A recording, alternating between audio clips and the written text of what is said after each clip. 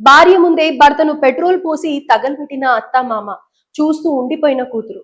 భర్తపై అలిగి పుట్టింటికి వచ్చిన కూతురికి సర్ది చెప్పి కాపురానికి పంపించాల్సింది పోయి ఆ తల్లిదండ్రులు దారుణానికి పాల్పడ్డారు. ఏకంగా ఇంటికొచ్చిన అల్లుడిపై పెట్రోల్ పోసి నిప్పు పెట్టారు.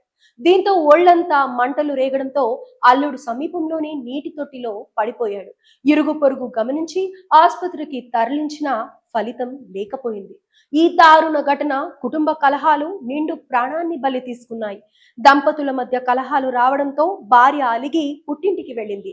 తర్వాత భర్త అత్తారింటికి వెళ్లి భార్య ఆ పిల్లలను చూద్దామనుకుంటుంటే అత్తింటి వారు అతన్ని అడ్డుకున్నారు. అంతేనా, ఇంటి అల్లుడన్న విషయం మర్చి అతడిపై అత్తమామ బామ్మర్దులు ఏకంగా పెట్రోల్ పోసి నిప్పంటించి ఇంట్లోకి వెళ్లి తలుపులు వేసేసుకున్నారు.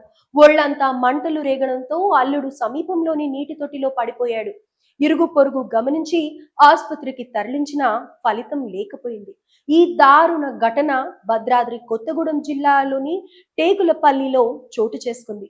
వివరాల్లోకి వెళ్తే కొత్తగూడెం జిల్లా టేకులపల్లి మండలం రామచంద్రునిపేటకు చెందిన యజ్ఞ వెంకటేశ్వర్లు అనురాధ దంపతులు కుమార్తె కావ్య ఆమెను 3 ఏళ్ల క్రితం పాలవంచ మండలం దంతుల బోరు గ్రామానికి చెందిన బల్లం గౌతమ్ 24 సంవత్సరాల అబ్బాయి ప్రేమ వివాహం చేసుకున్నాడు. గౌతమ్ ఎలక్ట్రీషియన్ పనిచేస్తూ సుజాత్ నగర్ లో నివాసం ఉంటూ ఉన్నాడు. కాపురం పెట్టి కుటుంబాన్ని పోషించుకుంటూ ఉన్నాడు.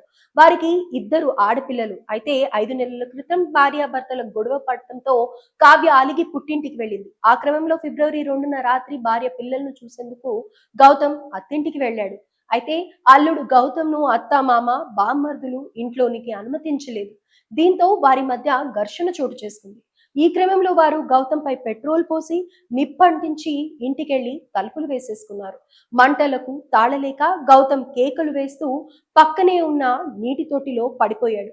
తీవ్రంగా గాయపడిన అతన్ని ఇరుగు పొరుగు ఖమ్మం హాస్పిటల్ కి తరలించారు. అనంతరం మెరుగైన చికిత్స కోసం కుటుంబ సభ్యులు అక్కడి నుంచి వరంగల్ ఎంజీఎం కు తరలించారు. అయితే అక్కడ చికిత్స పొందుతూ గౌతమ్ మృతి చెందాడు. మృతుడి తండ్రి బల్లం వెంకటేశ్వర్లు పోలీసులకు ఫిర్యాదు చేయడంతో కేసు నమోదు చేసుకొని దర్యాప్తు